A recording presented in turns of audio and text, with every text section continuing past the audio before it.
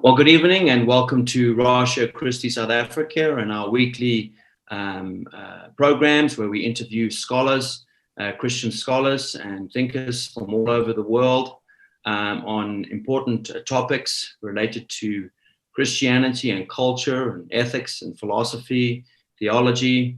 And who are we? Rasha Christi is a student campus ministry which exists at 5 universities currently in South Africa, at Rhodes, Stellenbosch, University of Pretoria, and UKZN. And we exist to serve the students and local churches proximate to the university in terms of helping them to better understand the Christian faith and to prepare Christians to be able to answer objections, which are now often leveled at Christianity on all manner of topics. And so we are seeking to strengthen the faith and convictions of Christians by showing them the arguments for the Christian faith, whether those are historical, theological, philosophical, or scientific arguments that all can be mustered together to demonstrate the reasonableness of the Christian faith. And so we welcome our listeners this evening. And if it's the first time you're with us, welcome to Rasha Christi South Africa. Please feel free to avail yourself of our website, rashachristi.co.za, where we have some recommended readings, resources, articles, and things like that, which you can take a look at. And also our YouTube channel, where we have a growing library of interviews like this one we're going to do this evening on all kinds of important topics. So do please subscribe to our channel and check out our website as well. And also, if you're interested, we are a student campus ministry, so we're always looking for support, and do consider supporting us as well. This evening, it's my privilege to actually introduce a scholar this evening who's actually South African, and so we're fortunate to have somebody here local who's an expert in a number of areas, and particularly he's going to help us through this particular issue we can discuss this evening. Professor Rodseth is an anesthesiologist and critical care specialist working with Jones, Bach1, and partners in Pietermaritzburg in South Africa. He is affiliated to the Perioperative Research Group of the Department of Anesthetics and Critical Care at UKZN, where he is an associate professor. He has also been serving as a chapter director at Rasha Christi at UKZN since 2017 and has published more than 100 peer-reviewed papers.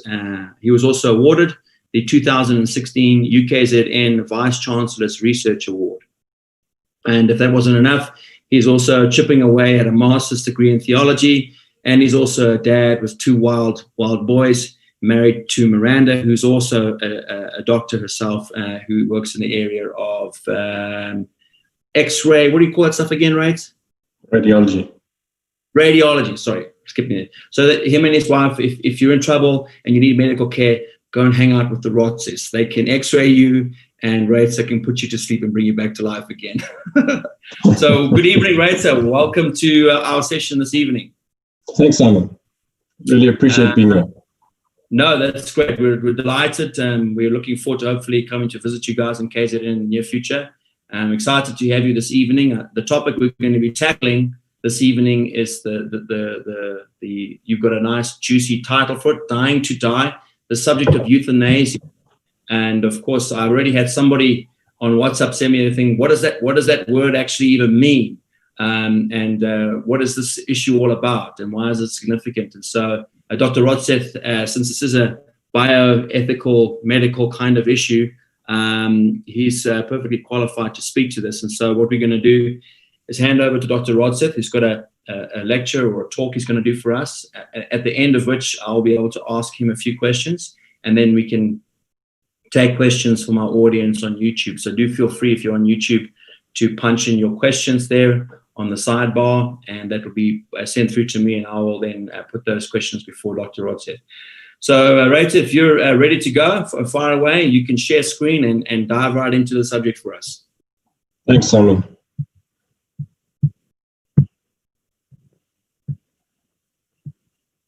All right, you can see what I see. Dying to Die, euthanasia. Great. Good stuff. Okay, so thank you for this opportunity to talk to you guys.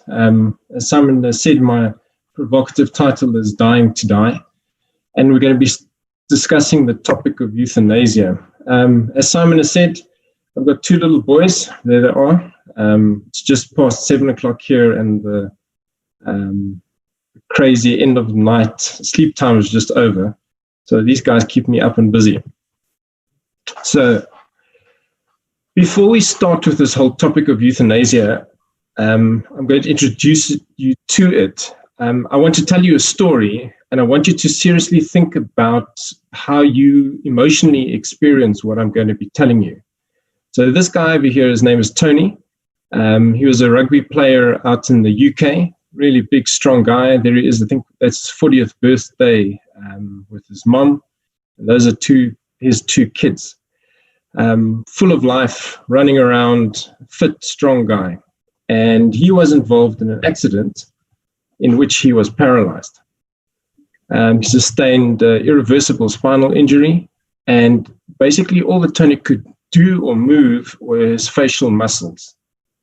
Poor speech, but unable to walk, unable to stand, unable to feed himself, unable to go to the bathroom or the toilet by himself. And as a result of the condition that he was in, Tony felt that he would rather be dead than live in this condition. And he made an application to the British government for him to be euthanized. Euthanasia means to take your own life or to have somebody else take your life for you. And he wanted help from the government, from the medical profession, to be able to die. And the reason was because of this state that he was in. In this argument that he made, he said, if someone is of sound mind and they know exactly what they want, they should be able to do what they wish. What right does anyone have to tell them that they don't? And he talks about the system that prevents euthanasia as saying the system as it stands is cruel, and that's the only way of putting it. One of his daughter also writes and speaks about this and says the hardest thing was accepting that a fit, rugby-mad father was so markedly different. The severity of his disability put up a barrier and made him harder to get to. The day he had a stroke was the day he died, really, she says. And the fact that he was alive afterwards, it just wasn't the same. Now, before we move on, I just want you to think about that. Think about if that were your dad or your mom, or more you. If you were in that situation, how would you be feeling? Can you sort of put yourself in that situation? And you can see it's a really emotive, difficult thing to go through. And as we talk about this, I don't want you to be glib or to be superficial in your thought about it. This is a really difficult, sensitive topic that we're trying to deal with. And it's not easy to work with.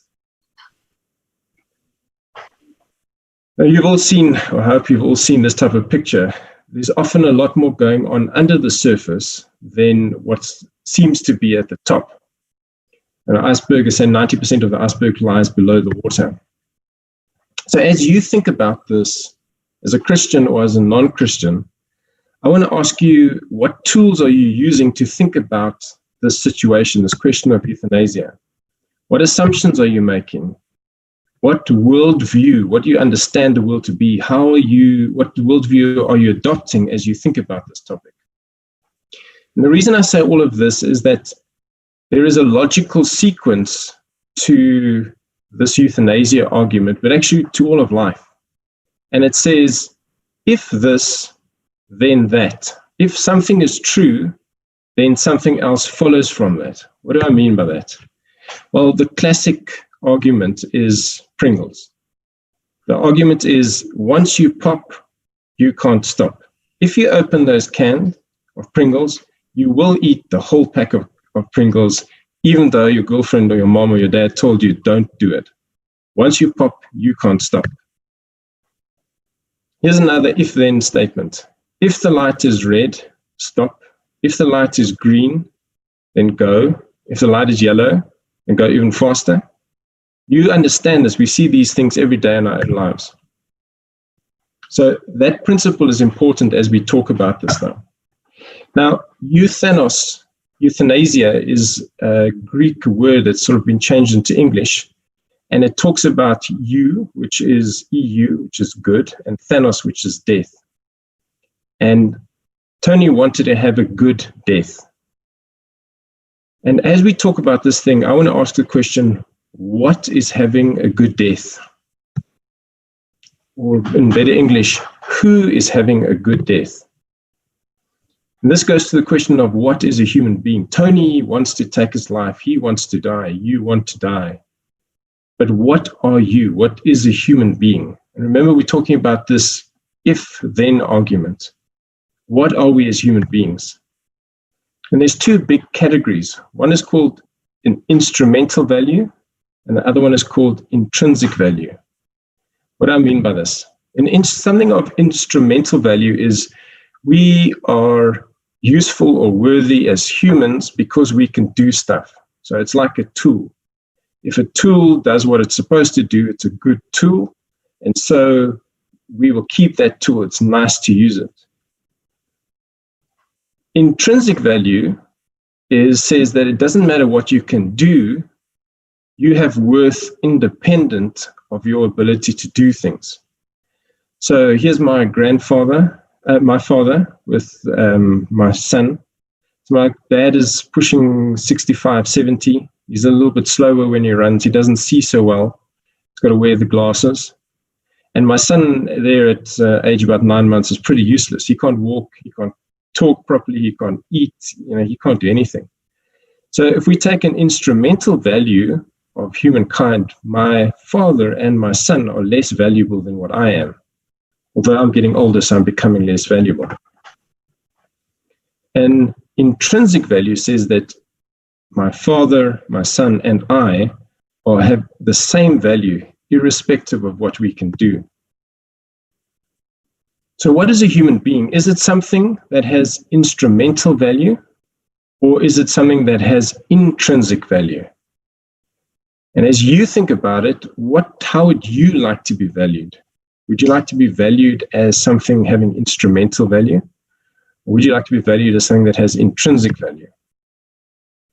So euthanasia, when people talk about euthanasia or have arguments about it and have these discussions, there's normally three arguments that are made.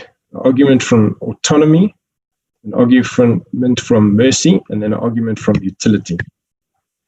So what's the argument from autonomy? This is the argument that Tony made. He says, if somebody is of sound mind and they know exactly what they want, they should be able to do what they wish. What right does anyone else have to tell them that they don't? So he's saying, I can choose what to do with my life, and who can stop me from doing that?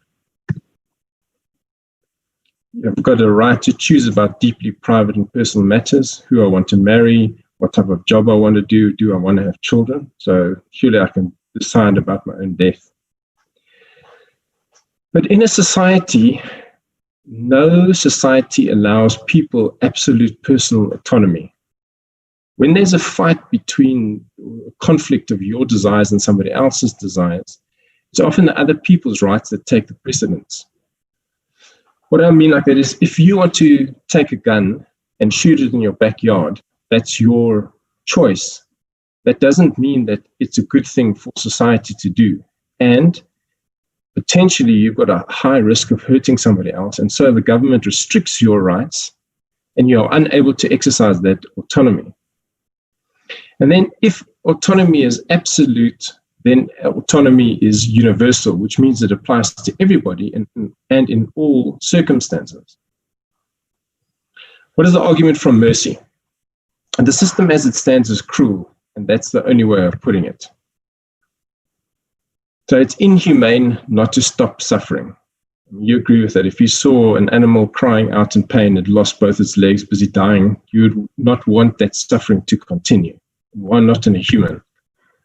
Would you want the suffering? If you were suffering, maybe in the process of dying from a cancer, would you not want to stop the suffering? But in the medical field, virtually all pain can be controlled. Now, I do a lot of end-of-life decisions, end-of-life care in the ICU, and we can give you enough drugs that you are unconscious. I'm an anesthetist. I can put you to sleep, and we can chop open your body and take out your appendix, and you don't feel any of that. So we can put people into comas that they don't wake up from. And then we also don't kill other people that have got really, really bad pain. So some people have got chronic nerve impingement where one of the nerves are being squeezed by the back or something like that, or patients that undergo severe burns. Just because there's a lot of pain and suffering doesn't mean that we kill them. We don't respond by destroying the thing that is having pain. We respond by treating the pain. Now, one of these arguments from mercy goes, would you want to live this way? And if you ask me, do I want to live like this? The answer is no. But so what? Do you want to live with a stutter? No. Do you want to live with a cleft lip? No. Do you want to live life crippled or unable to walk? Do you want to live life as a paraplegic? No, you don't want to live life. But so what? Does that mean I need to kill you because you are in this condition? Then one of the very interesting things about euthanasia is that whenever people talk about euthanasia, they talk about this issue of mercy and having severe pain that we're trying to control. But when you start to look at the people that undergo euthanasia, you see that pain is not the issue. It's not driving the desire to be euthanized. The main reason why people want to die is that they are afraid of losing the ability to control their life. There's loss of autonomy. There's loss of life enjoyment, loss of dignity, and then fear of being a burden. And if you look at all of those tied together, you can see that the reasons why people want to take their own lives or have their lives taken from them are psychological reasons. They're not physiological pain issues. People push the pain as the big argument, this mercy argument. But in reality, it's fear that is driving the vast, vast majority of the decisions of people wanting to take their own life. Here's a response from one of the niece that looked after her aunt. She said, Aunt Lynn spent her final months participating in life as much as possible. Her gratefulness in living and dignity in dying will remind us that death is inevitable for us all and life is a precious gift. Euthanasia is simply not a solution to suffering. This is a letter written by one of the terminally ill patients. He says, what we, the terminally ill, need is exactly the opposite of euthanasia. We need to realize how important our lives are, and our loved ones, friends, and indeed society need to help us feel that we are loved and appreciated unconditionally.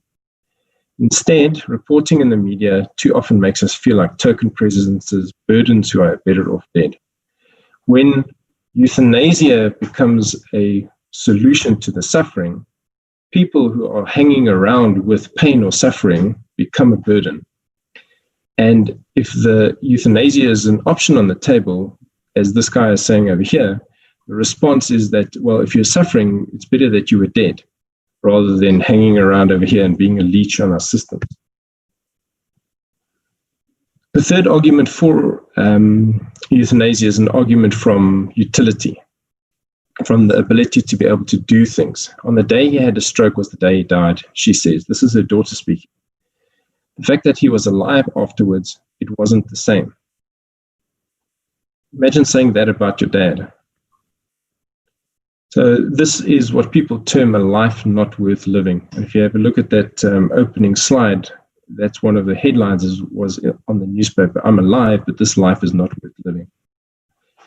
But there's this deep assumption that underpins this, and that is this utilitarian view of life, of what a human being is. You have got value because you can do something, an instrumental value. So if you see yourself as only having value by what you can do, what happens when you get old? What happens when you get sick? Also, what happens when you have a really, really bad day and Johnny drops his iPad and he's 5 years old and he runs to his mom and he says, my iPad is broken, I want to die. Do you then say to him, well, okay, you can die? What about people with severe depression who go through periods in which they feel that they want to die? All of that is subjective. They feel they don't have value. They don't have an ability to do something. And then the value of that individual is seen to be less. And very interestingly, it's often other people who are going to make that decision for you. You are only valued because you can do something, and somebody with a clipboard and a score is going to tell you whether you have that value. People also argue that euthanasia isn't a win-win. So it ends the patient's suffering, it ends the family suffering, it ends the carer's suffering, because I have to look after this person that's dying. And quite nicely, it saves a lot of money as well, because we don't have to spend it on somebody who's dying already. But the problem is that when we start to talk about euthanasia in a society, as I said, the society gets affected as a whole by these individual decisions. It automatically assumes that people now have only got value because they can do something. And it's often the people that are poorer and unable to obtain optimal health care or advocate for their positions that then end up being lumped with this burden of not being useful, not having utility. Right, so there's a whole lot to say about euthanasia and the three arguments for it. But I want to bring you back to this point. If this, then that. What does that mean? What is the human? Where is the value of the human? If the human has got intrinsic value, then can you take its life? If the human only has utilitarian value or instrumental value, then can you take its life when that value, when that ability to work or ability to do something is degraded?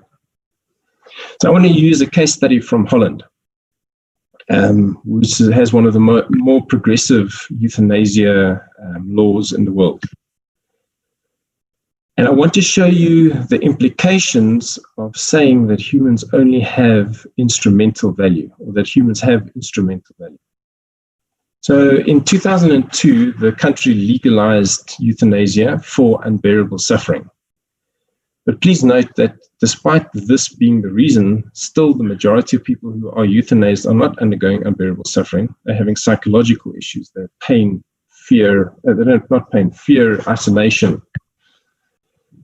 So in 2005, they said, well, okay, if majority of these things are actually with these patients that are having mental anguish, why don't we extend the euthanasia thing to include those that are lonely, aged, bereaved, depressed, handicapped, or afraid of loneliness?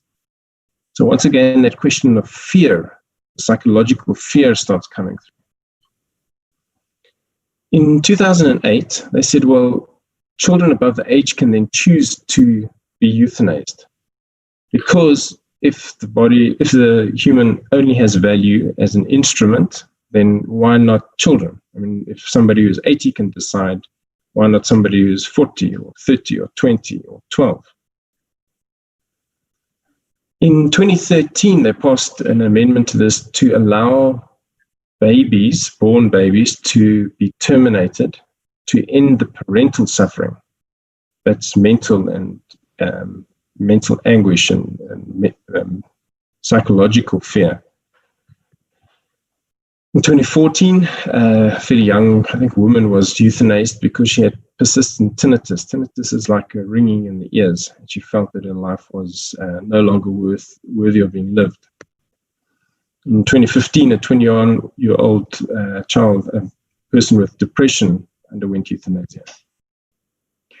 So there's proposed legislation to drop the 12-year age limit, because why 12 years? If you've conceded that humans only have instrumental value, then the age thing is just you're just playing games. Why make it 70? Why make it 20?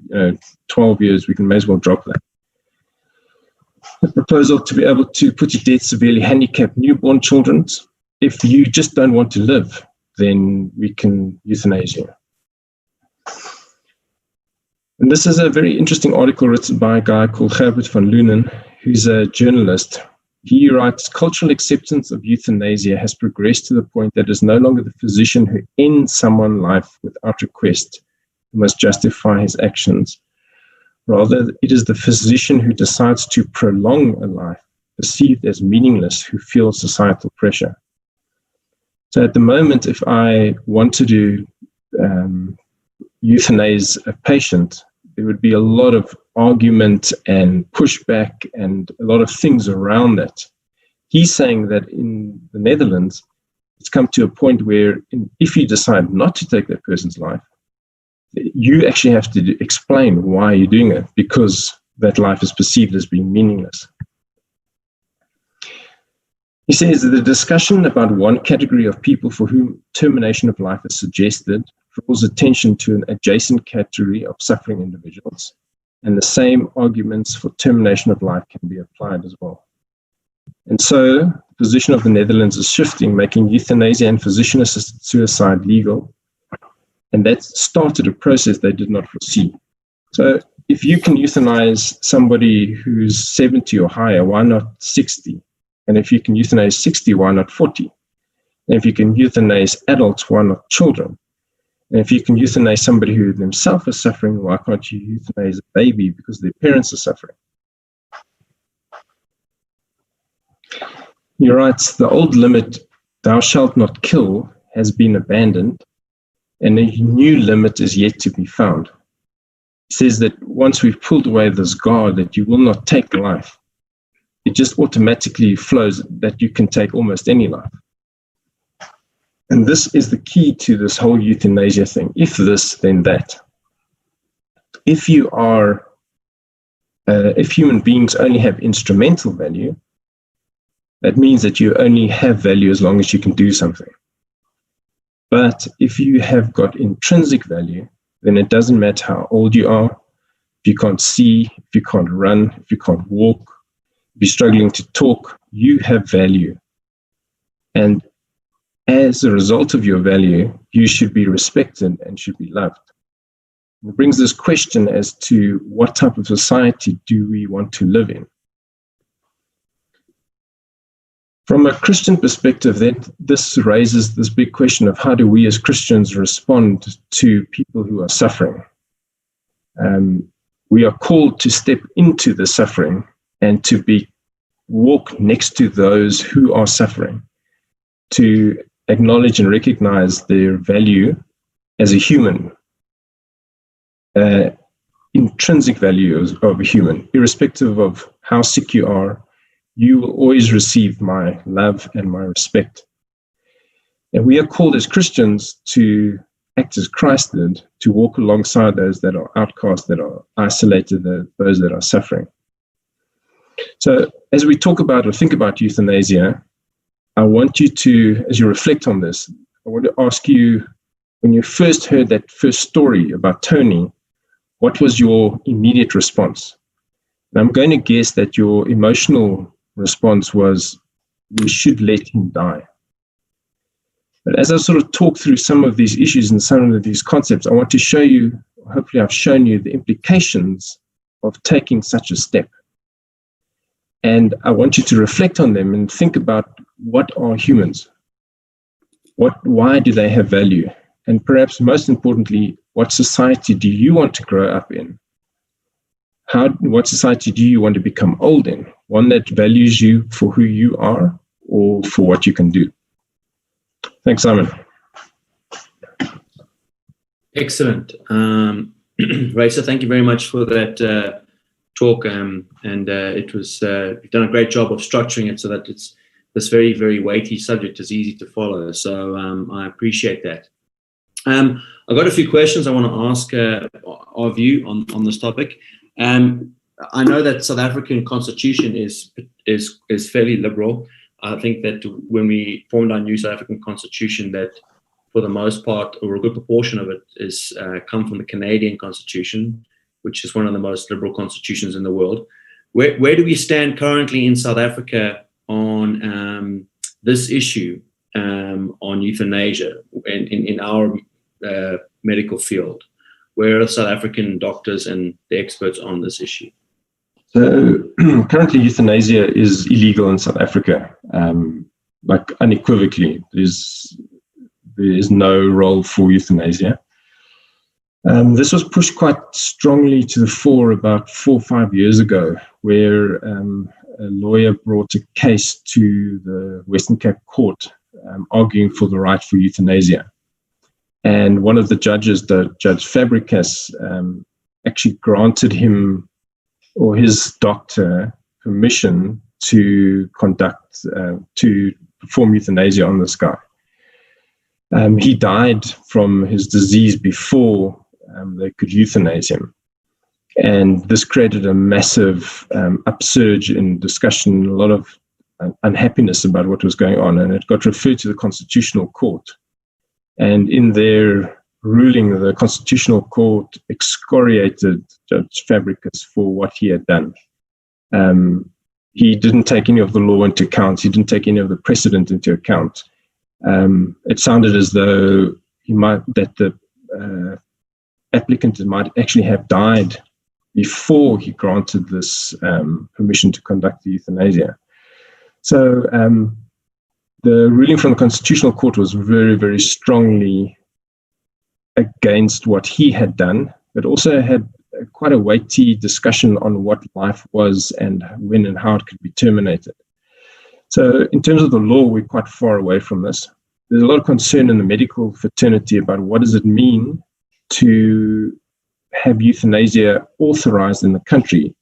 If I start looking after your gran, can your gran trust me that I'm not going to kill her because her medical aid is running out? And maybe her son, Simon, has been offering to give me some money if she can die a little bit faster. What does that do to our trust? A lot of this medical fraternity feels that it undermines fundamentally our respect for life. Interestingly enough, I think in our society, though, when you start talking to people, a lot of people from an emotional argument will agree to the concept of euthanasia. They think it sounds humane. I think the argument from mercy, the argument from autonomy, it seems like the right thing to do. And a lot of the younger doctors I've seen and spoken to seem to have this. So I wouldn't be surprised that in a few years' time, we start to see a change like this happening. It's happened in the past. It all comes down to how we and the courts value or how we assign value to humans. Okay. And I know that this might be of annoyance to others who are listening in, but I'm going to say it anyway. But in my study of some of these bioethical issues, what I've caught from your talk is a relationship in terms of the philosophical foundation and basis for this argument for euthanasia is the same in many places for example, for abortion. In fact, you mentioned that parents, for example, having the freedom to decide with the doctor if they don't want this child because this child or this infant is going to cause them whatever problems it is. And so reading, for example, Peter Singer's works in practical ethics, he's pretty much making this instrumental or functionalist view of human beings argument, until you obtain and can do certain functions, only up until that you reach that criteria, then you're entitled to the rights. But before then, you don't have them. And so you can see he's very consistent because he takes that philosophical foundation of what he thinks a human being is, but I think he applies it to all these bioethical issues, including euthanasia. I'm just wondering, since you studied medicine, do they teach our doctors how to think about these issues? Or even though you guys have to perform the procedures, but I mean, it seems to me that these kinds of things need to be discussed at a kind of almost at a philosophical level amongst medical doctors to inform them of, the ethics of this. Because I can understand how a bunch of young guys might just think this on an emotional level, but what's going on in terms of training our doctors to understand the philosophical foundations for these actions in the medical field? The first thing I'll say is that I really agree with you in terms of the logic of these things. So this is, again, if-then argument. If you start off with a set of premises, an understanding of the way reality is, and you take that basis, you can follow it logically to its end point. And good philosophers do that. So you've used Singer as an example. And he's quite careful in how he argues to his conclusions, which are, I think, barbaric and immoral, but they are absolutely logically consistent with the starting point that he's at. Yes, and it's a natural consequence of this. In the medical school, we don't really deal with the deeper philosophical issues of ethics. What we are taught is sort of a clinical ethics, more of a functional an ethic. So the ethics of the principles of medical ethics are autonomy. So the patient must be able to decide what they want. Beneficence, so we must do things that benefit the patient. Non-maleficence, so we mustn't hurt the patient. And then the one that counters the individual is called distributive justice. Those are 4 pillars. So distributive justice means that I can't give all of my resources to one individual. There's this broader society that needs to come into play. But why those 4 pillars exist, how they come into being, what grounds, why should we not hurt, why should we not harm, why is the individual of value, why, we don't really deal with those things. And then in ethics, a big focus is on the law. So we're taught what the law says with regard to euthanasia or abortion and the legal requirements around these type of things. And I think we are taught what the lecturers know or teach, and that's influenced by what they've heard in the past, and also influenced by culture and your individual persuasions. So it's a second order thing. We're being taught functionally how to do it, and we're not really being made to understand the deeper significance or the deeper underpinnings of it, which I think is quite common generally. Okay. So in some sense, there's a relationship between the ethicists of this world, because in some sense, if Peter Singer is in charge or the leading ethicist, and his view of these fundamental issues holds sway in the university, then pretty much the medical doctors who have to perform the procedures are just going to adopt whatever ethics is popular and run with that for the most part. Yeah, so we get driven a lot by what the law says as one of the big driving factors. So, abortion is quite a hot topic. In South African law, a child above the age of 12 can request an abortion without parental authorization or knowledge of that. That's quite an emotional and very laden law, but it is the law. So you are taught the law in it. What they don't teach you is how should you respond if you have a moral problem with that. And that's that type of stuff. Why do you have that problem? What's differing in your worldviews between how you see these two individuals? What's going on here? That stuff's not taught. We're taught technically how to perform an abortion, but we're not really going deeper into those type of things. Okay.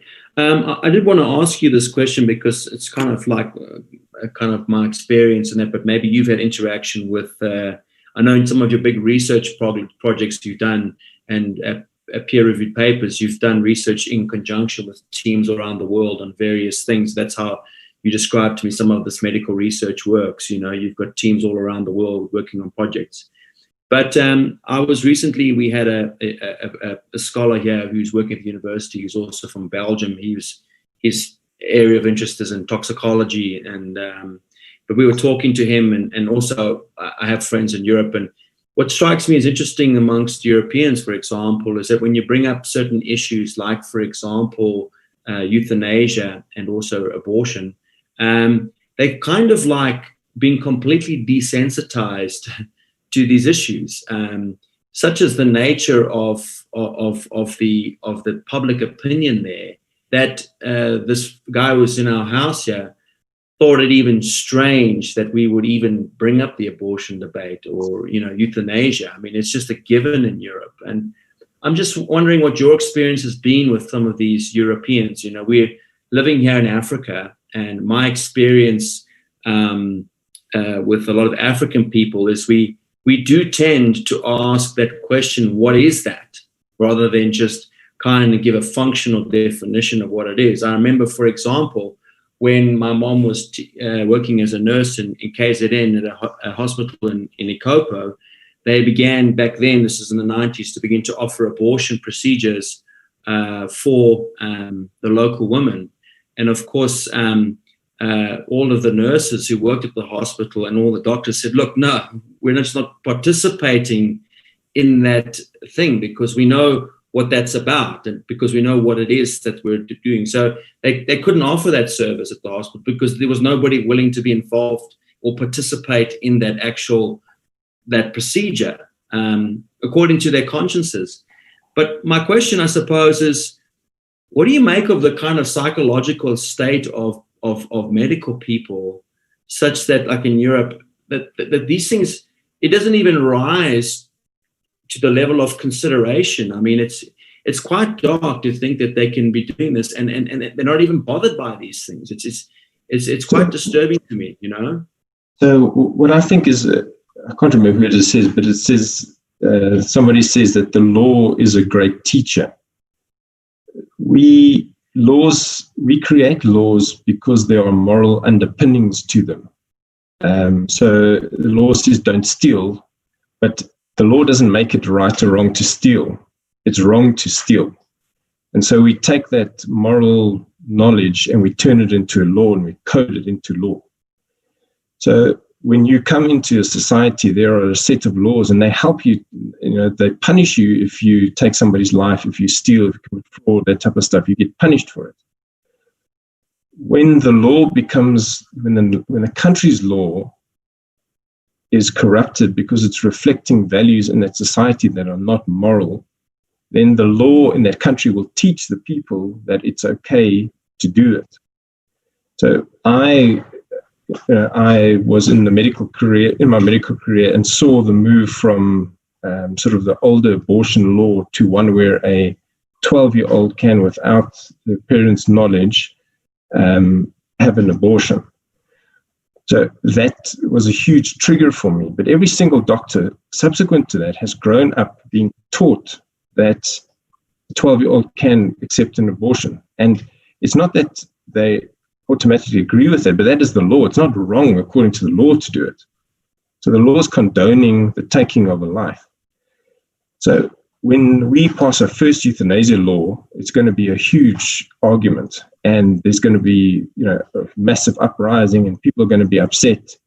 And then the kids that are born subsequently to that are born into a culture in which taking somebody's life because they are too old or too sick becomes normalized. So you are seeing, I think, the consequence of a depraved or a damaged, depraved society. The laws reflect that. So, we just kill children because that's what we do, or unborn children because of all of these reasons. So I think that's what you're seeing there. And it's a good point. It's a deadening and a lack of an awareness. And a lot of this happens subconsciously, or not subconsciously, out of our view.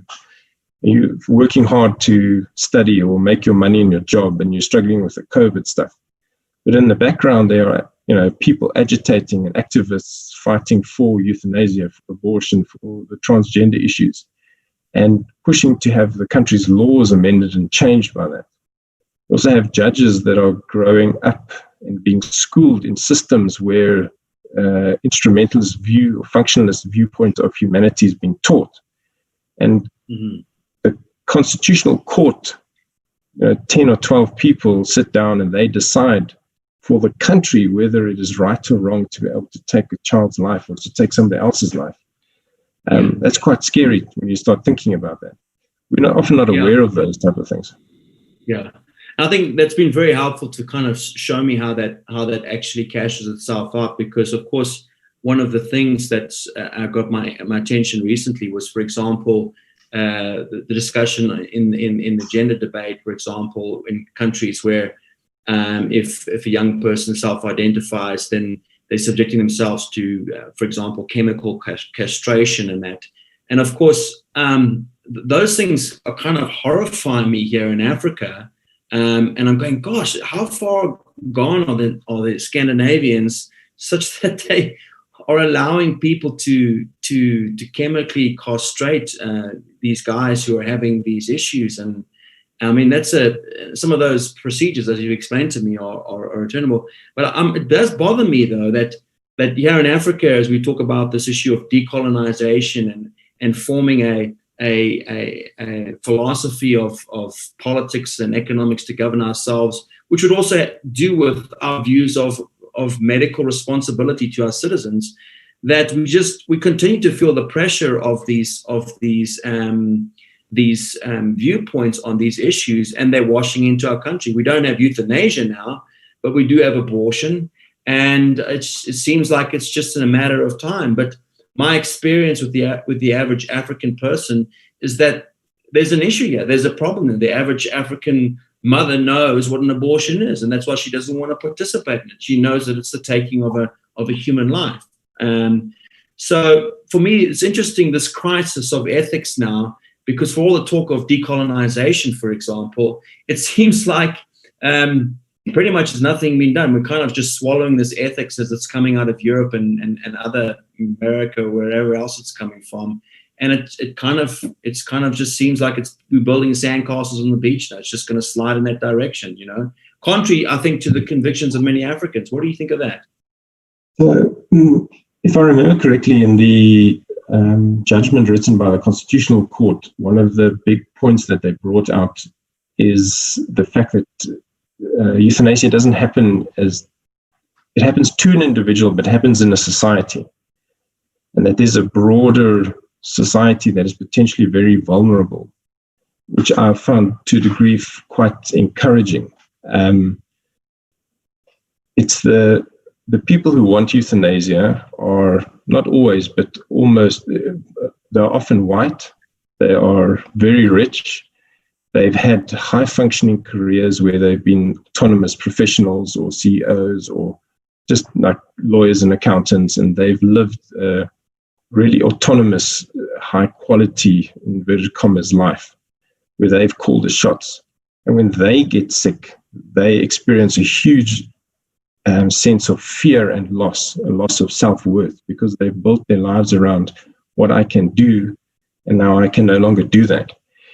And it's these individuals that have agitated in the past very aggressively. And I think the most recent person pushing in South Africa is a medical doctor, which is like the epitome of somebody who's almost always in control. But once you change that law, it's the people who don't have the lawyers and the resources to fight against the law who become vulnerable. So it's the Gogo Atanikopo who doesn't have a medical aid and who's going to a state hospital, and the state hospitals are now full and they need the bed. And she's got diabetes and HIV anyway, so she's going to die, so let's just push her off. And that trivialization of life, particularly of the vulnerable, is where I think a big concern lies. And the people shouting and agitating most vociferously for euthanasia are the well-heeled, affluent, inverted commas, highly educated individuals. And there was a sense of that in the document, a recognition of it. I don't think that it goes far enough. The concept of, I think in South Africa, we have an opportunity to build out the concept of the broader culture of our society has to play a stronger role in what we see in a very individualistic Western model. And it might function to a degree as a protection against these type of things. And then the other big thing is as I said in this talk, you had an emotional response to the story that is told. But there is a deeper question of values and morality that underpins this. Yes. And as a Christian, you are asked to be conformed to what God's view is of these things and not what society's view is of this. So to the extent that people or Christians follow God's or Christ's law accurately and properly and know it, that also functions as a protection against these things. If you do it and think like as the Bible teaches us, and instead of conforming to society, conform to that, you'll have individuals that are repulsed by it. And I think there's potential way to push back against this as well. Okay. No, very good. I'm interested to see how this whole debate is going to shape up here as we get into dealing with the post-colonial decolonization discussions as well. We've got a number of questions here from our audience. One from Tennis here. What is the relationship between value, be it an instrumental or intrinsic, and the preservation of life? How do you prove if X is valuable, then X must be preserved? Sorry, I missed the first half of that. Okay, let me run that by you again. What is the relationship between value, be it instrumental or intrinsic, and the preservation of life? How do you prove if X is valuable, then X must be preserved? I don't know if I need to prove that if something is valuable, it needs to be preserved. I almost say that is axiomatic. The very thing that something is valuable by its very nature, it means you should be preserving it. Value differs for individuals. Like I might value a chocolate cake, and you might really value a carrot cake. And I will preserve that which is valuable. I might eat it, but I'm preserving it because I see value in it. And I would say in all cultures we identify life as having value. The question then becomes, where do you ground that value, or is it intrinsically in the thing in of itself, in its existence, the fact that it is something, or is it a secondary function that that thing can do something? So my cell phone is only of value to me as long as it works. If it turns into a dead brick of electronics, it has no value. It gets discarded. But the argument is that the human in of itself is of value. And so we need to preserve that. And I think that is a common understanding across almost all religions, cultures, of what life is, what human life is. It's a set of principles that almost all of us can agree on. Okay. And next one here, what does one do when you have someone who is brain dead / in a vegetative state? What do you do with individuals who are in that kind of condition? Okay, so it doesn't happen often, but it does happen. You have individuals that have a massive injury to their brain. We often see this in car accidents. So the patient will be smashed around the head and suffer massive brain damage to the point where their brain basically dies. That person will then be put on a ventilator, so the ventilator is keeping their lungs going, and we got them on drugs to keep the blood pressure up and keep everything going. But basically their brain has died. And we have a set of medical tests that we do to determine it, and they all center around the ability of your brain to respond to things like light and pain and cold injections into your ears and the ability to breathe. If somebody is identified as being brain dead, we do it with two doctors at two different times. There's a whole set of criteria that we have to fulfill. And then the patient at that point is declared dead. Their brain is basically destroyed. It's non-functional. Their body and their lungs are still going. At that point, the person is legally dead. And then we will switch off the ventilators, and because the person is no longer there. If you don't switch off the ventilators, the patient dies, or the body stops working because it just goes haywire without the brain being able to control it.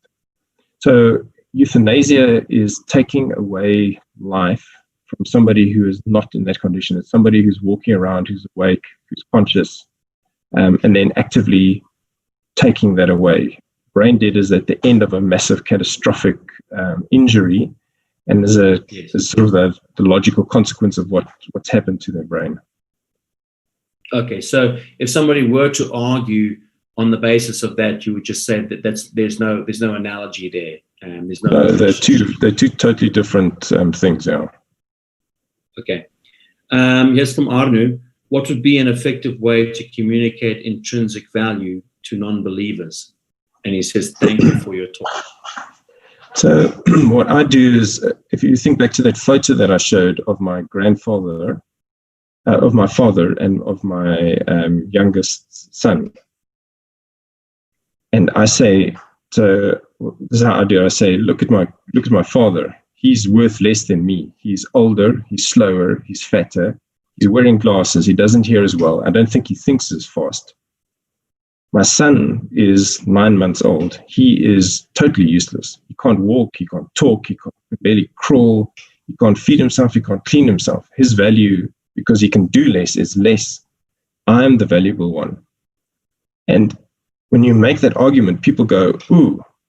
And then you say, and what I do then is I look at the people in the audience at the back there, where all the older guys are sitting, and I say, yeah, everybody there who's wearing glasses, everybody who can't see me so well, everybody who can't hear me so well, everybody that's a little bit slower, every one of you is now less valuable because you can do less. So it's all for good and well to talk conceptually about these things, but when you bring it down to the individual and you say, I am of more value than you, and it follows logically because my instrumental value is greater than yours. It also means that those that can do more are more valuable. So if I can, if I'm academically better than you, I'm intrinsically more valuable than you. Yes. That we know that's not true. We know that to be wrong when I say it. And that's a good way of bringing it out. They will hear it logically, but they also emotionally or morally experience the argument. Okay, I think that's very helpful actually to show them the difference between intrinsic value and a view which sees the person on a functional, on an instrumental level. That's very helpful. Another question here: what are medical personnel who oppose euthanasia to do if state legislature has passed law that basically compels them to violate their consciences? Yeah, so I'm not sure if that's the case on abortion here in South Africa. It might be the case already that people aren't, it's a different issue, but is that the case in South Africa that if you're a part of that department, you kind of like got to be participating, or can you bail out on conscience? What is the so you as a medical practitioner need to understand the mechanics of how to conduct an abortion, not necessarily to abort a child, but you often have patients that miscarriage and they have the placenta or part of the fetus will still be retained in the uterus.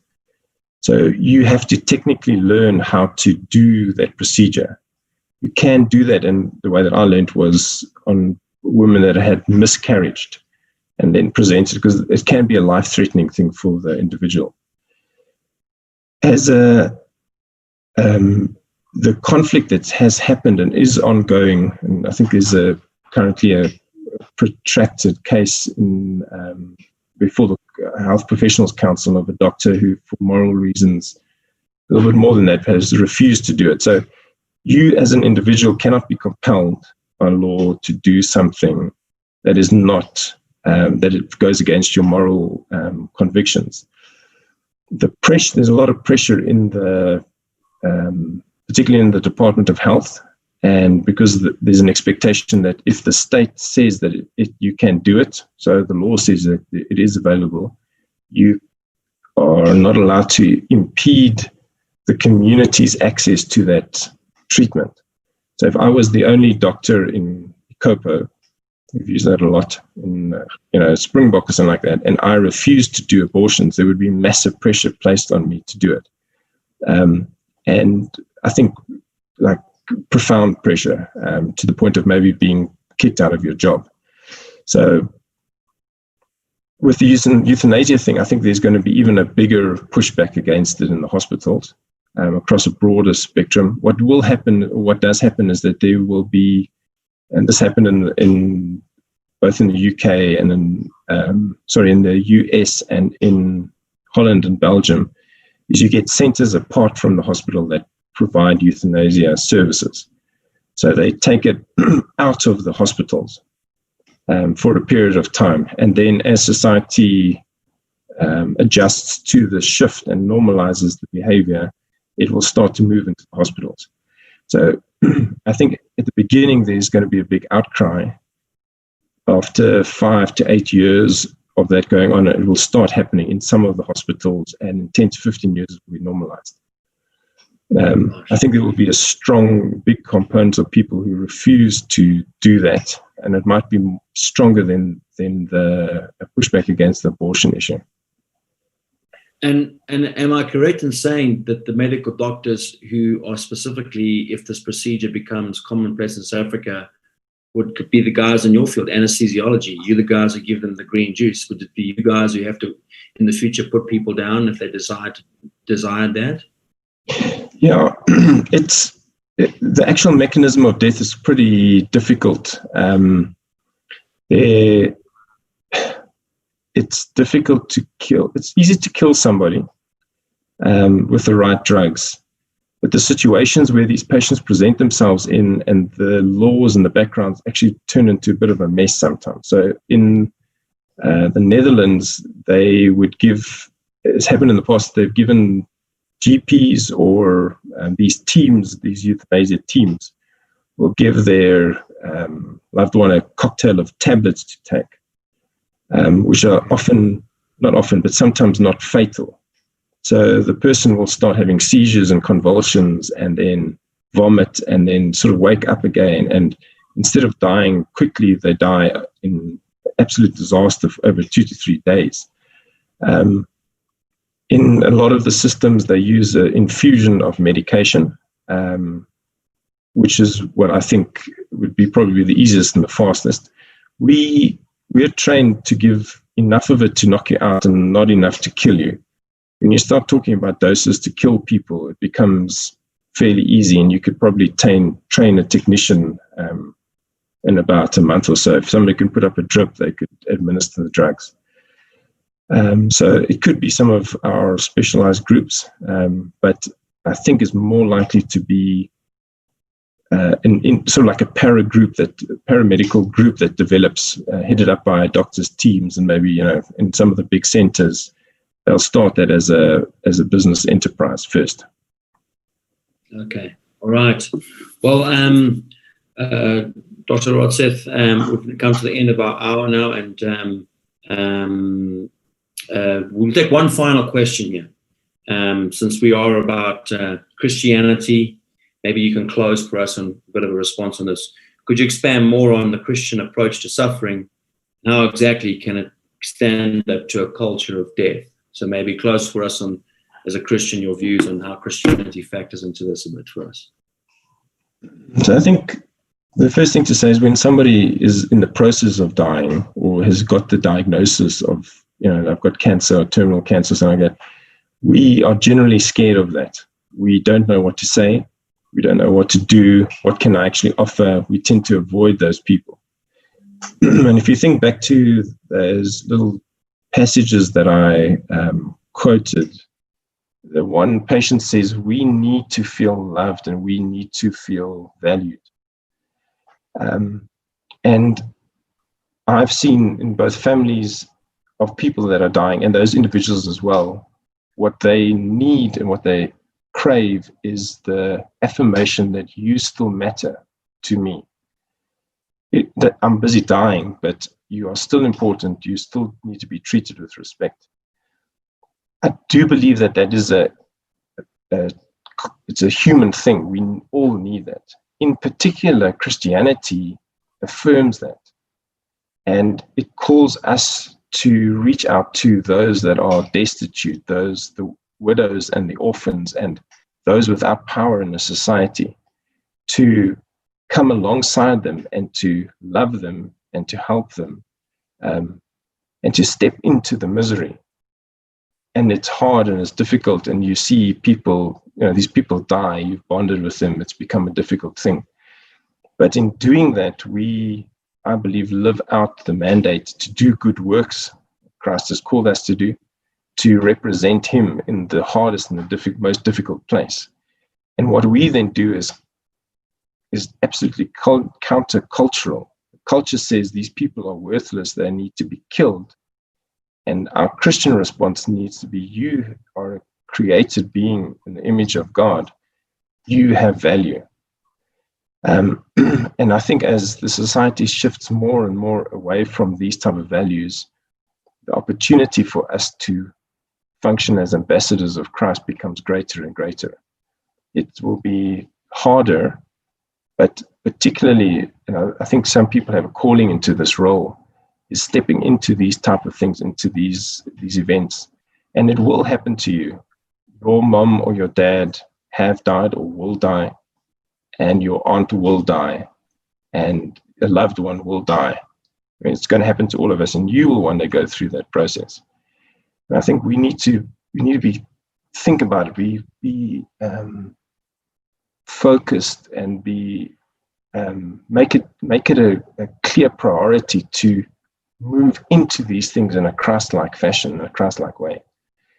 And it is just an opportunity for us to witness both in what we do and what we say in these things. And it's something that we can't shrink away from. Yeah. All right. Well, thank you very much. The appropriate way to close this as well. So for those Christians who are out there in the medical field and are faced with some of these very tough ethical dilemmas, it's a great opportunity for you to demonstrate the love of Christ, the meaningful universe we find ourselves in a created universe. It's not chaotic chaos. You're not just a thing. You have intrinsic value, that your value is conferred upon you, not by other humans because they say you value. It comes from God. And for that reason, you're this intrinsic worth, and we should do everything in our power to show you the dignity that you deserve. Reitze, thank you so much for this evening.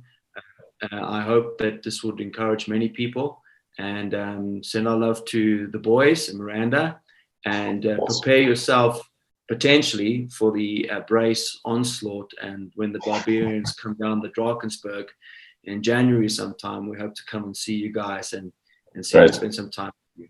But do take care, and we'll be in touch. God bless. Bye. All right. Thanks.